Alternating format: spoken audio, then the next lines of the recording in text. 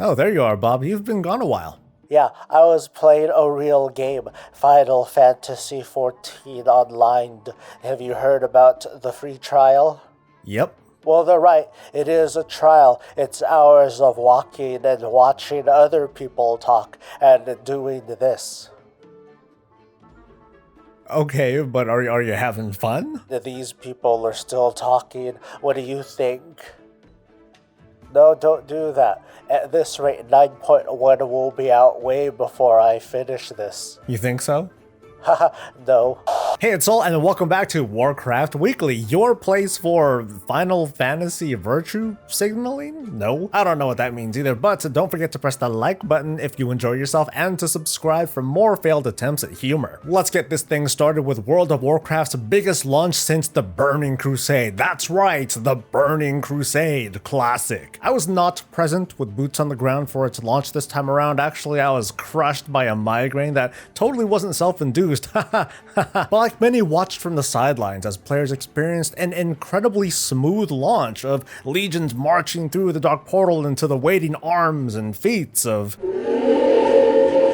Unless you played on Farolina, the self-styled streamer server home to, you know, streamers. That server specifically suffered a DDoS attack from someone who is clearly a hater and could never hope to reach the level of success of some of WoW's biggest streamers and content creators. Okay, very funny. A day or so later that died down, along with pretty much all of the tier 4 content. The guild Progress led the charge to utterly crush records with the first level 70 and the first groups to clear Mount Theridin and Gruul's and even Karazhan. It's an amazing achievement that proves the classic era games are literally face roll and have zero difficulty to them. No, it is an amazing achievement. Meanwhile, 6 to 7 digits worth of players right now are hitting the dungeon spam game, or the questing game, or the screw you, I'm gonna just gather and do profession sort of game. And I'm sure more than a few folks are just waiting for gold carries to be made available because, you know, screw Actibliz and their greed. I'm here to support my shady foreign gray market dealer. I think most importantly, the launch of TBC Classic is a glass of cold water to sate the endless thirst of players, or to splash in the face to get these restless players to just calm the heck down. Seriously, the toxicity up until this week seemed to have no end in sight. Boo to boosts and paid mounts and yay to spitting? You might have thought me exaggerating when I said that content is a pacifier, but I think back to the past few weeks, it was like being on a road trip and the kids are driving their parents insane before they manage to get their tablet to play a movie and then boom, distracted. Not that the vitriol is 100% gone, but for now, it's retreated back to wherever it came from. It's kind of relieving, kind of sad, mostly relieving, and for the most part, the launch went great. The worst that I can do is joke about how quickly Phase 1 content got smoked, but I wonder to myself, is the rest of the BC experience going to play out similarly to Classic?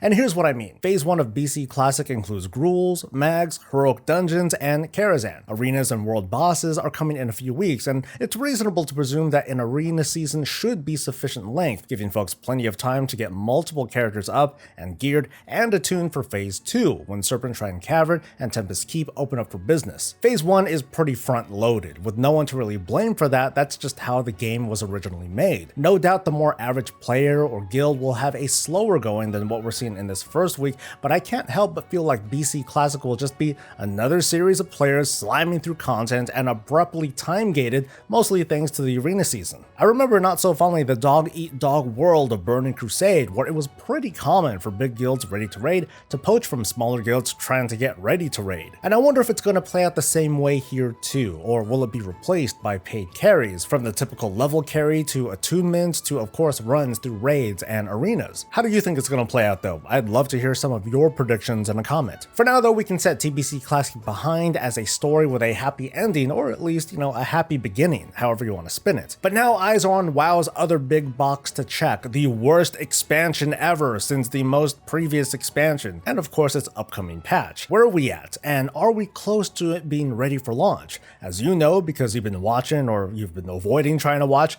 I've been covering almost everything coming in 9.1, so I can claim that as of this week's build, 9.1 is just about feature complete. I don't mean it's ready for ship, obviously. I mean, we still have placeholder names for loot, among many other things, but I mean just about the entire patch is ready for testing and tweaking and adjustments. All the raid encounters have been revealed and tested with the exception of the final boss on Mythic difficulty. Tazavesh, the upcoming mega dungeon, is now available, and I should point out that I think that as of this build, the gear that drops from there is shown as 226s on the dungeon journal, but they're not flagged to be upgradable, and they were before. This would give an obvious and sharp diminishing return to repeat visits to the dungeon during 9.1, but this isn't so different from Mechagon during patch 8.2. Frankly, I would love to see the gear be upgradable to add a bit of a foundation to the dungeon game. So do some Mythic Plus and then run the Mega Dungeon for pieces that you can apply Valor to, and done. Going back to the patch though, Korthia and the Maw continues to take shape. It now includes some introductory quests to get you familiar with the flow that awards more upgradable catch-up gear. The Covenant assaults are finally complete with a Night Fate assault showing up, or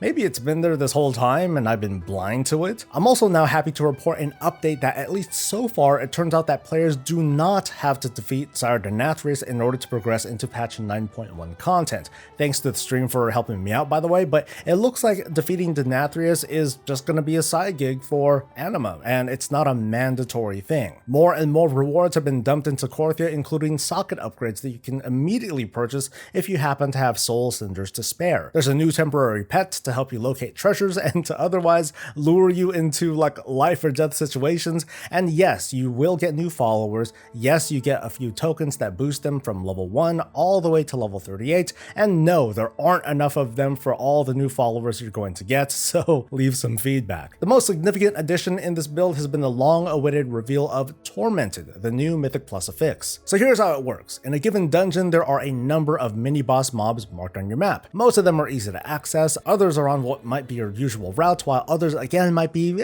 kind of out of the way. These mobs, if left alive, apply an aura to the final boss of the dungeon that make it harder to kill, so that's one motivation you have to kill all 4 of them. But in addition, killing these mobs will drop anima powers that you can pick up, and here is where the fun begins. These anima powers persist until the end of the run, and with some quick and careful consideration, they can be extremely powerful. Let's take a look at some of what Wowhead's uncovered through data mining. We'll start simple with this portable feeding trough. You eat food faster. Much faster. It's not game breaking, but it's pretty nice. Then we have this, the self-embalming kit. It increases all self-healing by 75%. So if that includes tank-related heals and absorbs like Devouring Souls, First Avenger, or that one Druid Thrash legendary, this looks ridiculous. And then we have the Stygian King's Barbs, Thorns, that deals 7% of your current health in shadow damage to whatever attacking enemy. So let's say as a tank you're constantly taking damage, that's anywhere between 3 to 6k damage per melee hit, which can really add up in a big pull. And then we have the Fifth Skull. If there are 5 or more enemies within 10 yards, you deal shadow damage every 5 seconds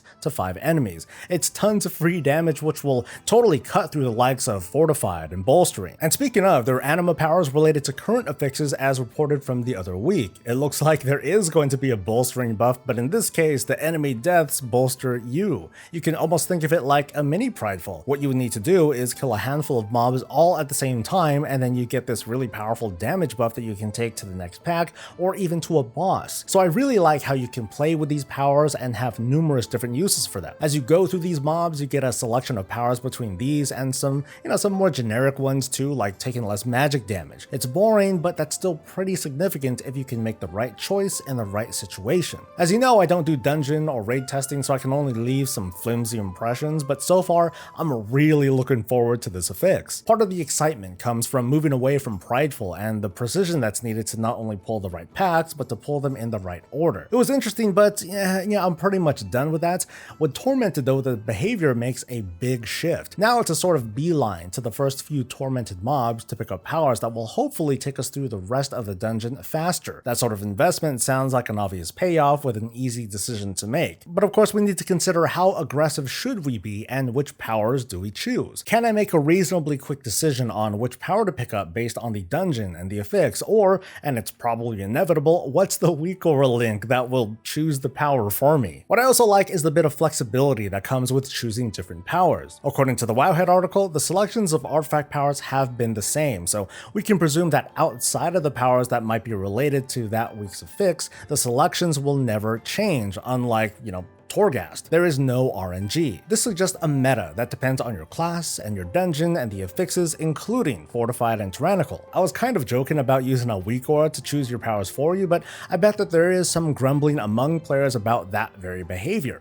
On the other hand, that sort of predictability is the safer route for Blizzard to take when it comes to designing this. I don't think anyone would be happy knowing that the 15 or 16 key that they're in that would get them enough score for KSM got jacked because the random anima powers made available to them happen to suck. Knowing what the affixes and how it works provides a lot of context to last week's conversation about how easy or difficult or annoying it's going to be to achieve Keystone Master in Season 2. There are issues that will persist with regard to building groups. Many group leaders will be slaves to the meta and beholden to score, whether it's the official score or Raider.io. But I predict that between the new scoring system and the season affix, it's going to be easier to get KSM, and here's why. With regards to score, your good runs are more meaningful, while your not so good runs still at least mean something. I made a really sloppy model of how the current calculations work, which obviously could change, but in theory I can run all of these keys and fail every single one and still get the score needed for Keystone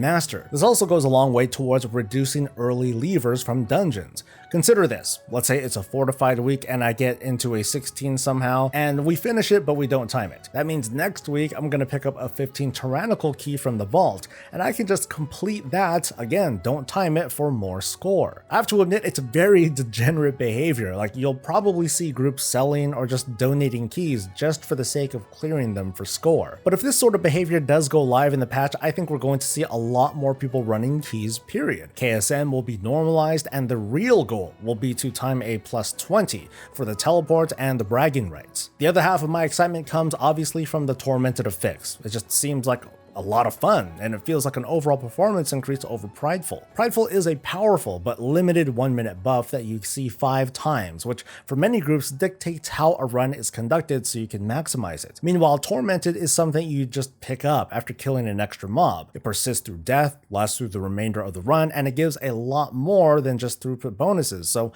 I predict that the average team that is used to clearing 15s can probably clear 17s or 18s with proper selection and execution of anima powers. Speaking just for me, I know that I'm excited to try this out, which is saying a lot coming from a Keystone scrub. I hope that I can convince at least a couple of guildmates to help set up a permanent team, but I'm gonna turn this over to you. Like, what do you think? Do you think this is a welcome change from Prideful? Is this like the Awakened affix from an earlier patch, but with a twist, and is that good? Share your thoughts below. Next up, let's talk about a big and somewhat surprising change to Torghast and its empowerment buff. When Torghast 2.0 with its kill streaks and score debuted a while back, folks were kind of mixed on it. It left the impression that high level and even routine Torghast was turning into a go go go sort of race, and despite my own findings to the contrary, it didn't convince anybody. As a response, this build did not remove the empowerment bar, but it did overhaul how it builds and how it's spent. It still fills up from doing things like killing and breaking stuff and saving souls,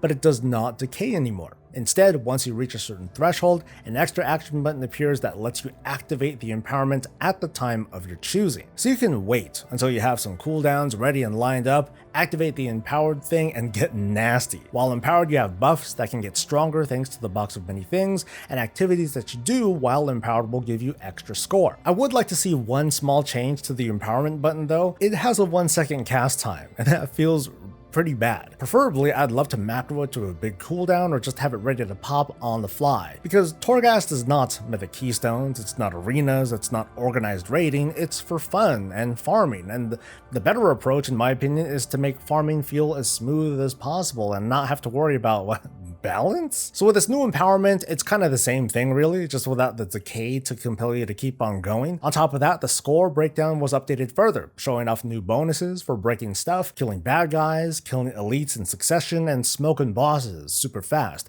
all of which is credited mostly to good anima power selections over, speed and skill. Ultimately, I find this less important than Blizzard adding rewards to the brokers and rares and bosses, not to mention adding the box of many things to make climbs easier over time and to add a sense of progression. Finally, let's talk about the current state of domination shards and sockets. I'm not too sure if I missed this from an earlier build, but it appears that there are far more restrictions in this build. It looks like Blizzard is playing with how how this socketing is going to work. As of now, a character can have at most 5 domination sockets on their person, which immediately causes a conflict with legendary gear. In some cases, players may need to consider recrafting a legendary in order to make room for socketed domination gear, but for example, Venthyr Paladins might be in real trouble. The new Covenant legendary in 9.1 can be crafted for the bracer or the hand slots, but for plate wearers, domination gear also takes up the bracer and the hand slots. So obviously this is pretty janky feeling, and it's going to be addressed somehow, some way. But when we really step back and take a look at this, maybe instead of domination shards, we can have domination enchants instead that we unlock from the raid, and an NPC takes care of all the enchanting and upgrading and all that stuff when we feed it raid materials. It feels like that would solve a lot of potential problems, including situations where we would want to upgrade from one difficulty's worth of gear to the next, and what happens with the gems when we want to try out a different set. It's all really up in the air still, so I'm curious what your early impressions might be. And with all of that said, when? When is 9.1 now that we're moving towards this tuning phase? My money is still on late June, the 29th and the 30th, give or take a week. That's going to be 4 weeks after the TBC Classic launch, and it lets the Blizzard staff have kind of a long 4th of July weekend before the start of Season 2. A lot can still happen in these last few weeks, and while Blizzard has not been as candid with updates as I'd like them to be, they've been pretty aggressive with shifts and additions thanks to our feedback. There's a lot more room for both excitement and disappointment, like, will the current scoring model for Keystones remain intact? How will Shards of Domination be handled as mentioned earlier? Who's going to get the short stick with class balance, and will player perception make that stick feel even shorter? And also, on the day of the supposed patch, the Beast of Prodigum event is going to take place, which potentially makes unlocking layer 12 of Torghast that much easier. So maybe it won't be in June. Maybe an early to mid-July release is on the table. We're sort of at that stage where 9.1 is coming so late, what harm could another few weeks do? It might be the sort of situation where you might be a few minutes late for work and you don't want your boss to give you crap, so you're speeding down the freeway. But if you're like really late because you overslept or you had car trouble, like